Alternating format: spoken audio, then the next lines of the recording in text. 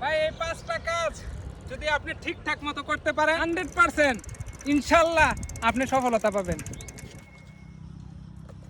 ভাই ইচ্ছা শক্তিটা এমন হওয়া দরকার যে ইচ্ছা শক্তি দেখেন একটা সাইকেল নিয়ে যেহেতু রাস্তা নাই, রাস্তা কভার করে আমি ভিডিও বানাবো ওই উদ্দেশ্য করে আমি কিন্তু এরই ক্ষেত্রে মাঝখান দিয়ে অনেক কষ্ট করে এই সাইকেলটা নিয়ে যেতেছি।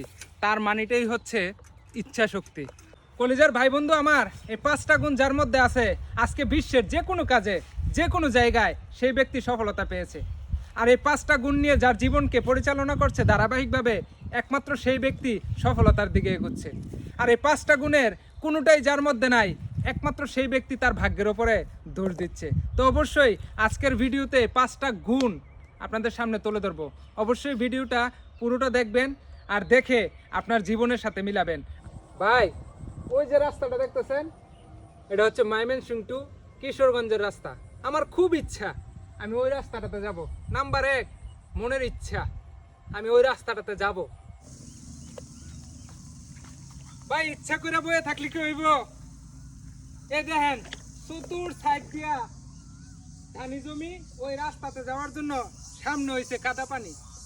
তাই আর কি কইরাম, প্যান্ডার উপরের দিকে উস্কাইয়া জুতা গুলোরে হাতে লইয়া আড়ু সমান পানির মধ্যে গেলাম নাইমা। এটাই হচ্ছে চেষ্টা। চলুন তাইলে 2 নম্বর পয়েন্টটা চেষ্টাটা করে দেখি রাস্তায় যাওয়ার জন্য। ভাই 3 নম্বর বিষয়টা হচ্ছে কঠোর পরিশ্রম। আপনাকে কঠোর পরিশ্রম করতে হইব। দেখেন আমি ওই রাস্তাতে যাব, ইচ্ছা যেহেতু করছি, মনে মনে আশা করছি রাস্তা অবধি যদি পৌঁছাইতে পারি, সাইকেলটা যদি কঠোর পরিশ্রম করে নিয়ে যেতে পারি, রাস্তায় তো সাইকেলটা একটু সরাইতে পারবো। তাই 3 নম্বর বিষয় যেটা সেটা হচ্ছে কঠোর পরিশ্রম।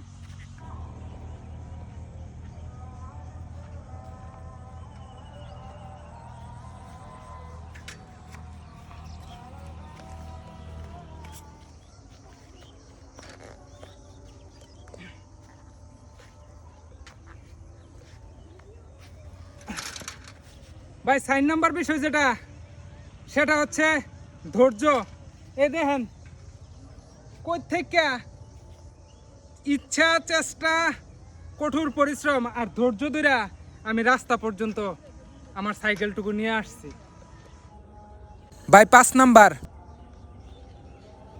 ভাই আমার মতো রাস্তায় এমন সাইকেল চালাইতে হইলে আত্মবিশ্বাসটা মাস্ট ইম্পর্টেন্ট, মনে রাখবেন। 5টা কাজ যদি আপনি ঠিকঠাক মতো করতে পারেন, ধৈর্য সহকারে যদি লেগে থাকতে পারেন, 100% ইনশাল্লাহ আপনি সফলতা পাবেন। যদি আমার মতো ধৈর্য ধরে লাগতে পারেন, এমন সুন্দর রাস্তায় আপনিও চলতে পারেন। ধৈর্য ধরে যদি এভাবে কঠোর পরিশ্রম করতে পারেন, তাইলে আপনি আপনার জীবনে সফলতা খুব তাড়াতাড়ি পাবেন ইনশাল্লাহ। সবাই ভালো থাকবেন, সুস্থ থাকবেন আর আমার জন্য মন থেকে দোয়া করবেন। আল্লাহ হাফেজ।